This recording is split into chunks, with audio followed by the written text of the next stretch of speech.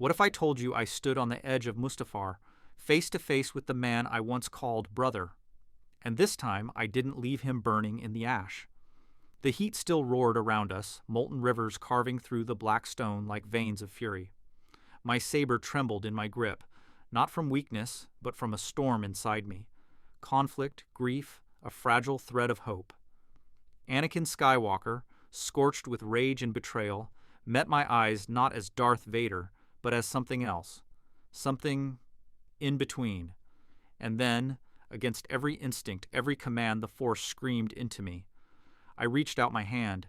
He took it. Not in defiance, not in dominance, but with the shaking grasp of a man clinging to the last ember of who he used to be. I remember how the galaxy held its breath, without the fire consuming him, without the broken body and black armor that would become a symbol of terror. Anakin was still whole. Scarred, yes, haunted, but human. We hid him away, deep in the outer rim, where the Empire's eyes never looked. There I watched a storm unravel from inside him. He wept in silence for the younglings, for Padme, for every life crushed beneath the weight of his choices. Redemption doesn't come easy. It claws through you like fire from within. But something changed. When he meditated, the Force around him shimmered differently, like a wound trying to heal. He spoke to Qui-Gon's presence in the stillness. Sometimes I'd catch him staring into the stars, whispering names I couldn't hear. There was no mask, no machine to hide behind, just a man, rebuilding himself from ashes that never turned to flame. The rebellion never knew. They couldn't. Not yet. If they found out the Chosen One had once been the Empire's blade, the Alliance would fracture before it could fight. But he insisted.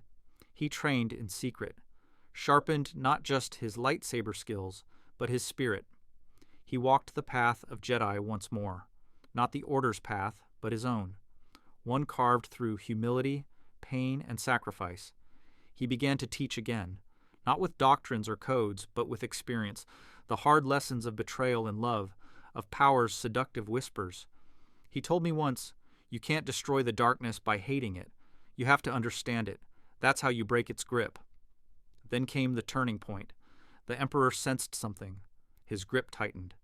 The Death Star, the Enforcers, the merciless hunt for Obi-Wan, for Yoda, for hope itself. We knew we couldn't hide forever, so Anakin did the unthinkable. He walked into the Empire's heart not as Vader, but as Skywalker. I still remember the way Palpatine's voice trembled when Anakin dropped his lightsaber at his feet and said, "Your chains are broken, mine are not." The battle wasn't one of blades. It was will against will.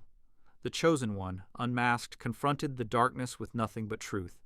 He knew every tactic, every fear, and he turned it all against him, not with violence, but with light, raw, blinding light. The throne room shattered, not from explosions, but from balance snapping back into place. Palpatine fell that day, not by death, but by irrelevance. The Empire fractured.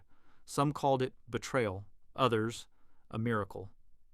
And now, years later, I sit beside a fire beneath twin moons, watching children train with sabers humming like whispers in the wind. He stands among them, older, wiser, eyes softer now, no longer burning with the ghosts of Mustafar. Sometimes I wonder how close we came to losing him forever, but then I remember the moment he took my hand, and I realize that even in the darkest place, the smallest choice can echo across the stars. They ask him questions, the younglings, about the Clone Wars, about the Jedi Temple, about the Force, but the question that always silences the wind is the one they ask most often. "Master Skywalker, were you ever afraid?" He doesn't lie. "Yes," he says every time, more than you could ever imagine. He tells them about power, the kind that seduces you with promises of control, of safety. He tells them how fear wraps itself in love and how he once mistook possession for protection. He speaks of Padme not as a tragedy, but as his anchor to everything that mattered. He honors her by speaking softly, never letting her memory become a weapon or a reason for vengeance. That, more than anything, is how I know he's changed. He doesn't run from his past. He weaves it into every lesson, every meditation, every quiet moment beneath the stars. He teaches that strength is not in domination, but in surrender, the kind of surrender that allows you to forgive yourself, to fall and rise again with humility. The galaxy shifted.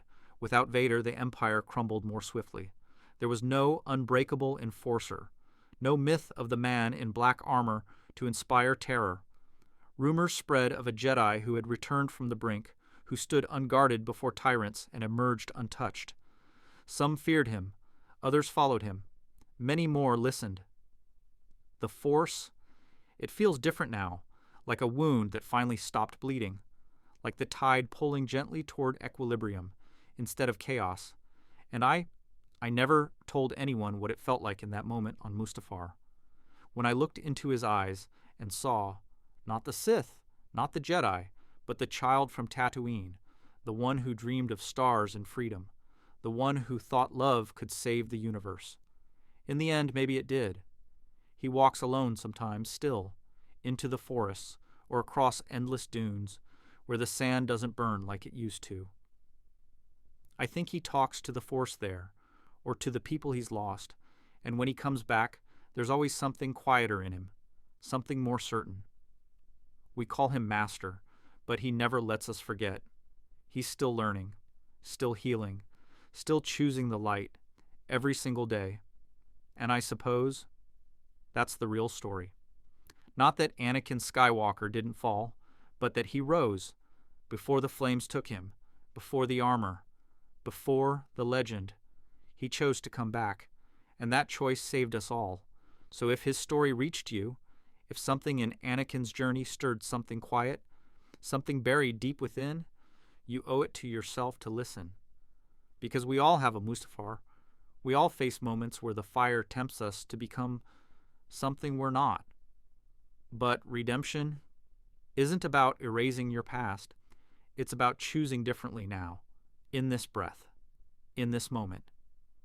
If you felt this, really felt this, share it with someone who needs to believe that change is possible, that the light can still reach them. Leave a comment below. Tell me your turning point, your fall, your rise. This isn't just a story from a galaxy far, far away. It's yours. It's mine. It's ours. Subscribe for more stories like this, deep dives into the hidden corners of what could have been, and maybe what still can be, because the Force isn't just with us, it's in us.